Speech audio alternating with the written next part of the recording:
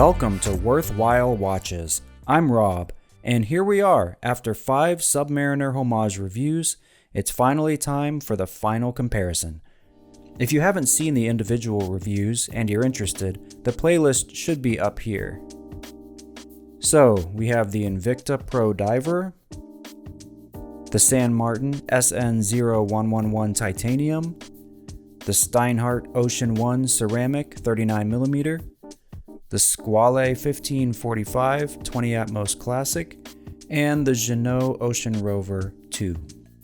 I'm going to rate each of these in 10 different categories on a scale of 1 to 10 and tally up the scores at the end to see how they stack up.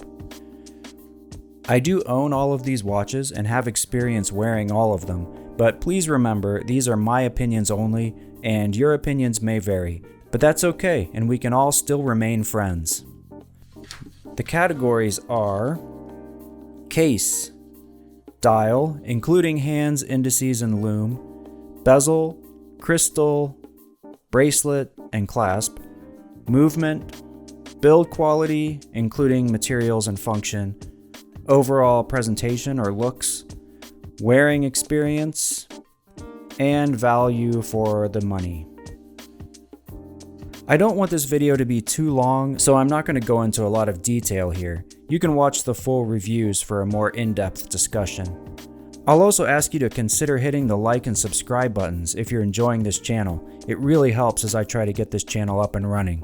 Thank you. So without further delay, let's get started with the Invicta Pro Diver. Okay, starting with the case.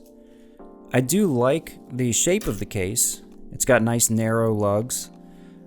I don't like the thickness though, or that big Invicta there, but anyway. I'm gonna go ahead and give the case a 7. Go ahead and mark this down. Alright, moving on to dial, hands, indices, and lume. I don't really like the small indices. The lume is also not very good. The hands are okay, and I mean overall it looks pretty good, but because of those smaller indices and the lume, I'm gonna have to give it a 6. Okay, moving on to the bezel. This is the hardest to turn bezel of all of these, but it's still usable. And it looks pretty good, and it lines up well, but just because of how hard it is to turn, I'm gonna give it a 6. Moving on to the crystal. This is a mineral crystal. It has decent clarity, but being mineral crystal, it's probably not gonna hold up as well as sapphire, so I'm gonna have to also give that a 6. As far as the bracelet, this is definitely the cheapest bracelet of the bunch. It's not terrible, I mean it's usable, but it has split pins and a pressed inner.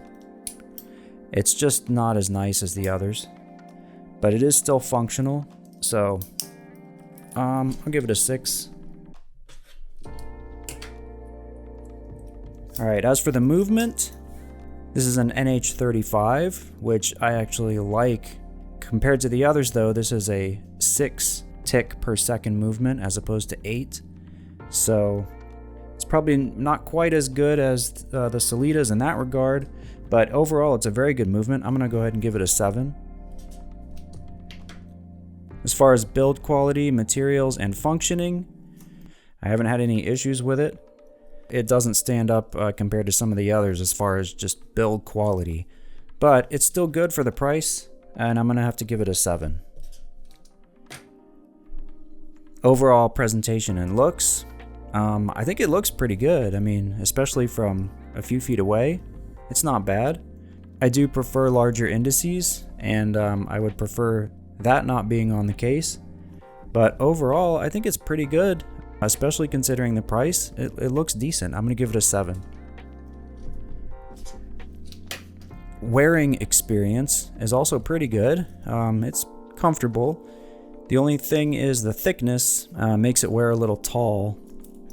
So I'm going to give that a 7 because it's pretty good. This is a comfortable watch to wear. And as far as value for money, this is probably where this is going to excel because this is under $100. I looked recently on Amazon. I think it's around $80 every day, and you can find it for less than that. I think when I got this, it was around $60, including tax. So if you can get it for around that price, it's a very good deal. So value for money, this is going to get a 9. All right, and I'll add these up at the end. So that's the Invicta Pro Diver. Overall, I think it did pretty well. Considering the $80 price, pretty nice. Moving on to the Martin SN0111 Titanium. The case, very slim, very nicely finished. The only problem I personally have with the case is that it's the maxi style or super case. It's very wide, which I don't prefer, but it is very well made and well finished. This is based on my own opinions. I'm gonna have to give it an 8. It would probably get a 10 if it was a slimmer case. Dial, indices, hands, loom, very good. This is all finished very nicely and it looks great. I do wish it had a date, but other than that, it's very clean and crisp. I'm gonna give it a 9. The bezel. I think out of this bunch, this is probably the best bezel. It's very crisp and precise, and the alignment is absolutely perfect. It's a very good bezel. I'm going to give it a 10. As for the crystal, this is the only domed crystal of the bunch, and it's good, it's clear. The only small issue I have with it is you can see a little bit of blue tint around the edges. If it didn't have that, I mean, I wouldn't be able to complain at all, but I'm going to give it a 9. Bracelet. The bracelet is very nice. Titanium, finished very well. The clasp has micro adjust. I can't really complain very much about the bracelet. It's got to be a 10.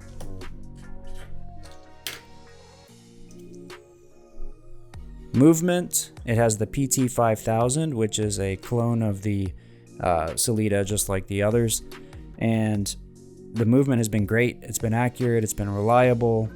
I'm going to give it an 8. Build quality. San Martin build quality is excellent. And this one is no different. It's extremely well finished. It's sturdy. I can't complain about the build quality. I'm going to have to give it a 10. Overall appearance or looks, I think it looks great. It's very nicely finished. The only little picky thing I have with it is that the case is a bit wide, and I don't like how it sits on the wrist as well as some of the others, but I got to give it a 9. Wearing experience is overall very good.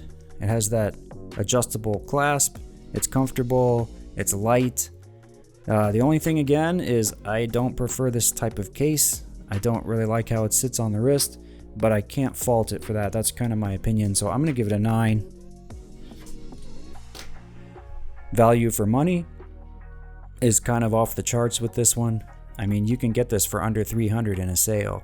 For grade 5 titanium, this is just a unbelievable bargain at that price. Even at the regular price, it's a pretty good deal.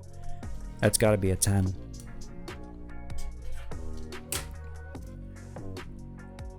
Okay, very good.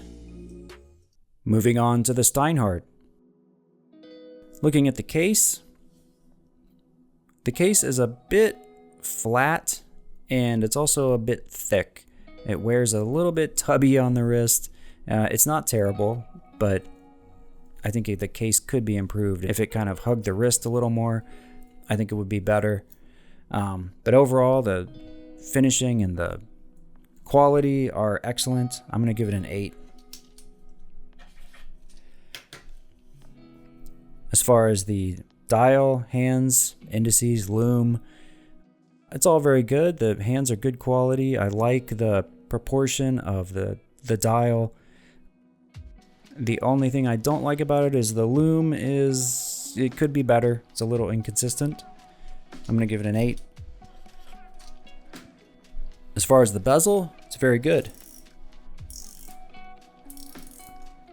It turns nicely and lines up well. Maybe not quite as nice as the San Martin, but it's good. I'm going to give it an 8. Crystal is nice, but it has the same problem as a little bit of blue tint can be seen, especially in the Cyclops. And the Cyclops is the big problem I have with this crystal, as it doesn't magnify enough. But overall, it's still a really good crystal. It offers decent clarity. It's just that Cyclops. So I'm going to give it an 8.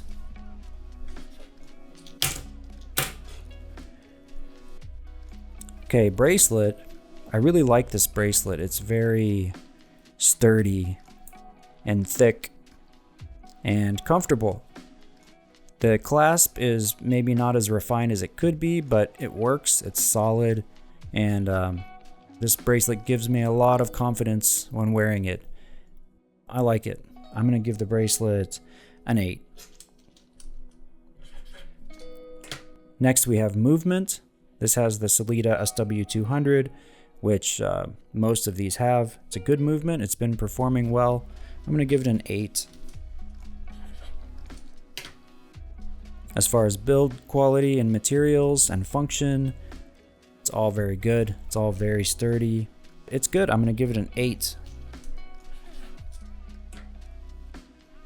As far as the overall appearance, I think it looks very nice. I like the green. It's well finished.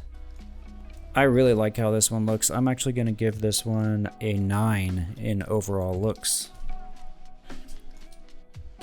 As far as the wearing experience, I like it. It's comfortable, and the bracelet has good adjustment.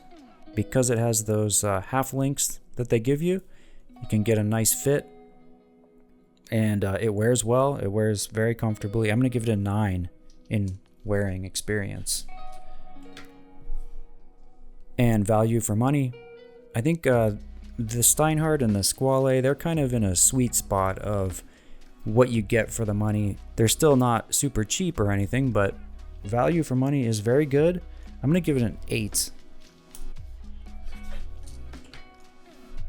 Okay, Steinhart, very nice. Moving on to the Squale 1545. Looking at the case, I really do like this case.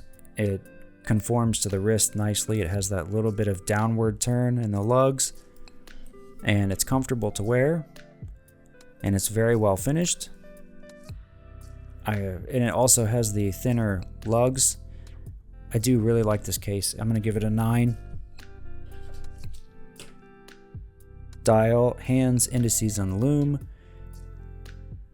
As I said, I think the hands look a little small on this for some reason. Maybe that's just me. And the lume is a bit weak. And I don't like the small indices on here. It just makes it a little harder to read. Because of all these, this dial really just, I don't like it very much compared to the others. I'm going to have to give it a 7. The bezel, however, is very nice. I think this is one of the best bezels in this bunch. And it lines up pretty well. It might be just a tiny bit to the left unless you crank it backwards a little bit. But overall, the bezel is pretty good. I'm going to give it an 8. The crystal is nice. It's clear. It's got some decent anti-reflective coating, but It has a very strong blue tint in the Cyclops especially. So I'm going to give it an 8 for the crystal. Okay, bracelet and clasp. This is the big problem I had with this watch, is that it doesn't fit me very well. I'm right in between the adjustments and they don't give you half links. So I was unable to get a very good fit on this, and as a result I don't wear it as much as I would like to. I'm going to have to give the bracelet a 7. It's well built otherwise, but that clasp is maybe a little light as far as quality goes, and that lack of adjustability. Movement, it is the same SW200. It's performing well. I'm going to give it an 8. As far as build quality and materials and function, it's all good. That big crown makes it very easy to adjust the time, and the materials are good. It's solid. Aside from that clasp seeming maybe a little bit cheaper than the rest, I like the build quality. It's good, and I'm going to give it an 8. As far as overall presentation and looks, I like the proportions of it. I'm not such a fan of the dial, but still, I think it's a good looking watch, and I can't fault it too much for my own personal preferences, but I'm going to give it an 8 in overall looks. And as far as wearing experience, if it just had better adjustability, it would get a high score, because it is pretty comfortable to wear when it fits. But without those half links, and with only 4 micro adjustments that are, all about the same length as a link, it just doesn't work as far as having adequate adjustability. So I'm gonna have to give it a 7. And value for money, it's gonna be about the same as the Steinhart. You get quite a lot for your $500 to $600. Good materials, it's solidly built. I'm going to give it an 8. And finally, we have the Ginault Ocean Rover 2 case. This is by far my favorite case of the bunch. It's very slim, 11 millimeters thick.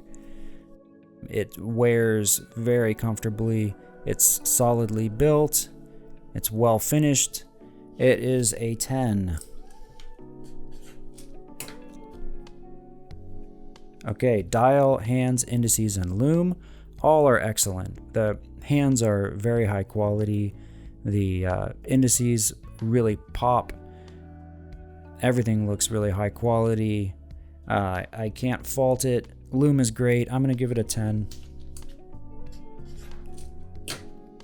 Bezel.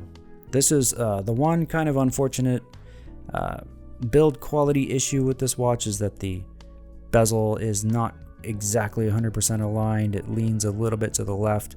If you kind of crank back on it a little bit, it helps to keep it aligned, but it naturally wants to sit just a little to the left.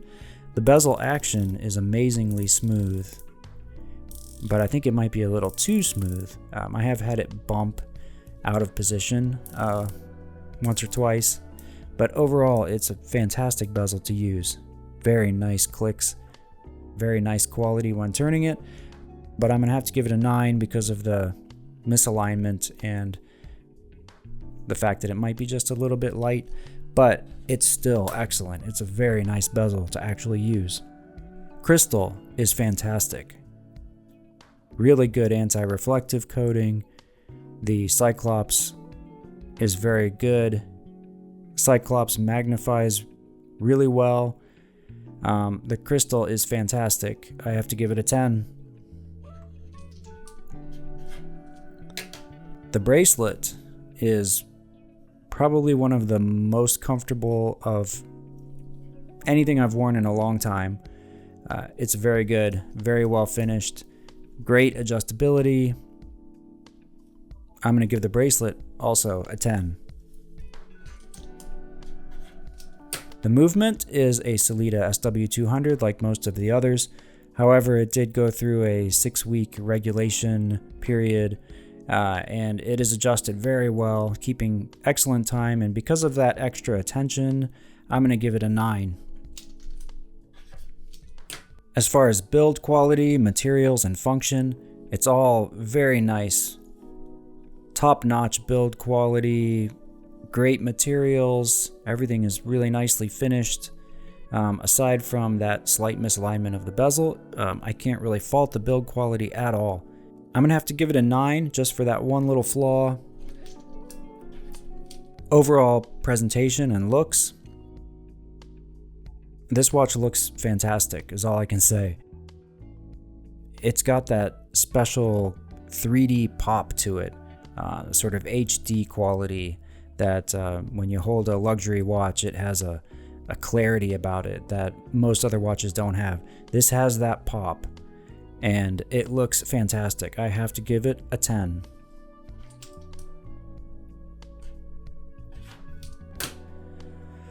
Wearing experience is the thing that impresses me most about this watch. It's so comfortable to wear. It's so slim and light. It's what, 133 grams? It just wears like a dream. I don't know how else to explain it. It's one of the most comfortable watches that I've worn in a while, and I can't say enough good things about the wearing experience. It's going to be a 10. Value for money, here it gets a little bit tricky because it's not cheap. It's what, 3 times more than the next most expensive one on this list, but it's also way cheaper than the real Submariner, and you're getting pretty close to the level of quality here. But when you consider it's only about, what, 15% the price of a Rolex, if you're lucky, it's really not that bad. So it's not the best value for money, but I think it is worth it. If you're looking for the best Submariner homage that has these specific features, if that's what you want, you're not going to be able to beat this, I don't think. I'm going to give it a 7 out of 10 though. Okay, so that's all of the scores. I'm going to go tally these up off camera and I'll be back. Okay, everything is tallied up, and let's take a look at how the Invicta did. Out of 100 points, it came away with 68, which, considering the price, I think is pretty good. That's almost 70 out of 100 for something that is $80 every day. I think that's pretty good. The Invicta holds its own, I would say, in this group, and it's by far the least expensive. So, good job, Invicta, at 68. Let's move on. Next, we have the San Martin. This one I knew was really good, but it surprised me at just how good of a score it got. 92 out of 100. That's really good. And I'm not too surprised though, because this is a really well built, really fantastic watch at a really good value. So 92 points out of 100 for the San Martin. Really good. Next we have Steinhart. Let's see how it did. 82 points. So pretty good.